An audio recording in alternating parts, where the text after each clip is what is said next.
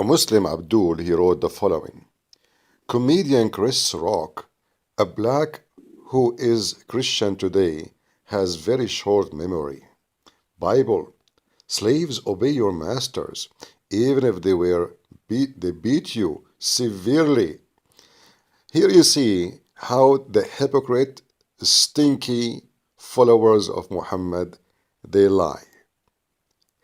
The slaves he's talking about, those are Christians, you coward, which means from the beginning of the time, slaves, they believe in Jesus. And all what he is saying to them, you obey your masters, because if you don't, what they will do to you? They will kill you. Christians are not supposed to do violence. And this is the Roman Empire. The one who disobey his master, they can even burn him alive. In fact, at that time, you coward, the Christians themselves, who they are the disciple of Jesus, been tortured and killed one by one. So what the Bible was saying to them, be peaceful. We want you to live. Doing any aggression is not going to be for your benefit. The Bible never encourages slavery. And the proof of that, none of those Christians own slaves. The one who owned the Christian slaves is the Roman. And now if we go to your filthy prophet, remember, you are against this statement. Slaves, obey your master, even if they beat you severely. Let us go to what Muhammad said. This is your stinky prophet commanding the Muslims to obey. Listen carefully. You are the one who said that in the Bible it says, obey your masters, even if he is bad. Read carefully. Sahih Muslim, hadith number 1847. And the one is talking himself, he owns slaves. And I will show you just a little list of the slave girls who were in the house of Muhammad, just in a second. Now, your filthy prophet saying the following. You have to obey your master. You will listen and carry his orders. Even if he flagged you, even if he take your wealth, you should listen and obey. Do you see it? Here you see the hypocrisy of the Muhammadan. The one who's saying that, he himself owned tons of slaves. The one who said that in the Bible never owned one. In fact, they themselves, they've been taken into slavery. They themselves, they've been fed into tigers and cats and lions.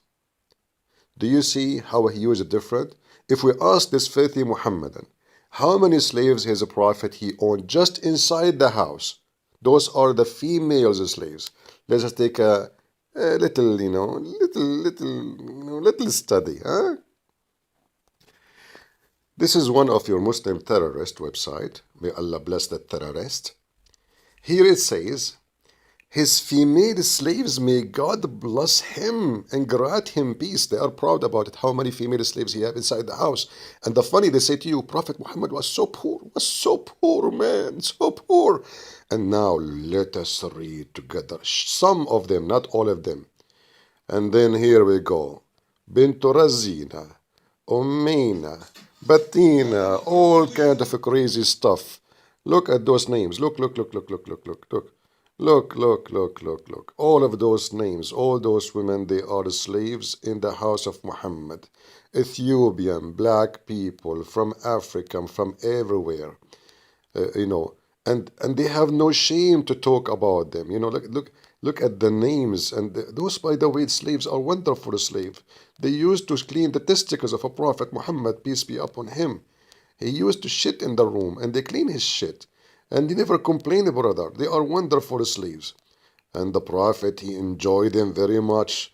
All of those is about the slave girls in the house of Muhammad. What her name, this one? Radwa? MashaAllah, smash Allah. Okay. Ruhaina bintu Shimyun. Okay, no problem. So all of those are slaves owned by Muhammad, and you are telling the black people who have short memory about what the Bible is saying about slavery? So who are those people? How come you Muslims don't complain about Muhammad owning all those slaves? He owned them. He is the master. Those are females kidnapped from their family and sold as a slave for your faithful prophet. Do you see how long the list? Son of Muta? Huh? Do you like this female? Do you want to buy her? Huh? You are a good Muslim. You are against slavery. Oh, yeah. I can't tell. I mean, and the Prophet was so poor, so poor. Yeah, this is Layla. She was the mistress of Aisha. Uh-huh. Aisha, she need a few slaves at home. Who is going to do dishes and laundry and clean the sperm of a Prophet Muhammad from her panties? I mean, Maria the cook. So what? I mean, she is Coptic. You can slave her, no problem. Yeah, uh-huh. And Muhammad, he used to F her too. They claim that he have a son from her. Not only she is a slave, he F the slave. Look at this. I mean, look how beautiful Muhammad, Maymuna, those all of them, they are just sex slaves. Prophet Muhammad is against slavery. I mean, what are you talking about? Prophet Muhammad, he never took slaves. Look, those are the enjoy slavery with Muhammad. I mean, it's an honor. It's an honor, brother. It's an honor. So all those lists and those potatoes, they are talking to us. And this is just a few of hundreds and thousands of slaves Muhammad he owned. And look at the title. His female slaves, may Allah bless him. Female slaves. And you are schooling the Christians about black and white and slavery? Is it your prophet who made fun of the look of the Asian and the black? He speak about the Asian that their face like a hammered head. And he called the black people raisin head. Isn't it your prophet who is the one who owned tens of thousands of slaves? Isn't it one of his titles the slave owner, the buyer, the seller? You coward Muslims. You coming from legend of slavery. Your caliphate used to have tens of thousands of female as belly dancers, just belly dancers, not the cook, just for sex and entertainment. And you are talking about slavery? Cowards. And if you go in the Quran, how many times the word Quran says, in the Quran says, whatever you own in your right hand possess, you can F them. Abdul, you are yourself a slave of Allah. So all your religion from the beginning to the end is a chain of slavery. And speaking of slavery and chains, this is your faithful prophet saying the following. This is your stinky prophet saying that slavery is the duty of Muslim. You are the best people ever for mankind. Between the bracket, benefit of mankind. Chapter 3, verse 110. For mankind are those who bring them with the chains around their necks until they embrace Islam. So you capture people, you enslave them, and you force them into Islam. And by the way, your prophet did not even free the slaves who converted to Islam. When he noticed that, all of them, they will convert, then he forced them not to convert to Islam. He forced them not to say Shahada. And he not only that, he says, if he convert or not, keep them as slaves. And the proof of that, Bilal himself, he died as a slave.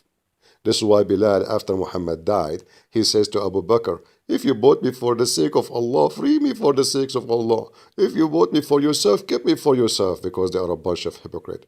And you are teaching us about slavery, religion of chains around their necks. Cowards. Hypocrite. Filthy, disgusting slavery cult. And I challenged all the Muslims to tell me, why, if you Muslims against slavery, your prophet, he owned slaves until the last day of his life? Can you answer? Why he owned even slave girls who they are so young just to do dance for him? Liars, liars will end in fire. It's time for me now to go to watch a movie about Prophet Muhammad taking shower with dead dogs and women of blood from period. And don't take me wrong, the reason I want to read about how Prophet Muhammad used to jump in the sewage to clean himself, because I'm doing a scientific study about how we can use sewage for environment purpose. Obviously, Prophet Muhammad was a very green person. So he said to himself, look, we take a shower with clean water. Huh. We are doing what? We are just making water this dirty. What about we wash with dirty water? Stinky water, have dead dogs and women of blood from period and stinking garbage. That's what they say in front of you. And this is all supposedly to perform ablution. So now Muhammad is getting ready to meet Allah.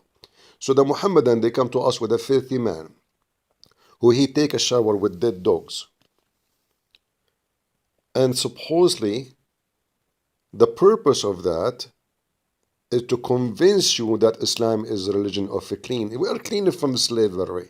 We are clean from theft when Muhammad is the biggest thief in history. And if you check how many attacks he have in the caravan in the road, you will see how filthy he is. And they say to you he was attacking the caravan to get back what they lost. But in the same time, they say to us that Prophet Muhammad was so poor to the point he borrowed money from Jewish neighbor. But then they say to us, he's attacking the caravan to get what they lost. What they lost? You keep saying to us he was so poor.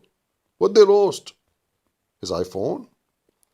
We laugh at your messenger, the child molester. Deal with it. Leave your comment, Abdul, and don't school us about slavery. Your prophet is a slave owner, buyer, seller, kidnapper himself. What do you want to talk about slavery, you coward? Go and fight slavery in your religion when all your religion is based on slavery. See ya.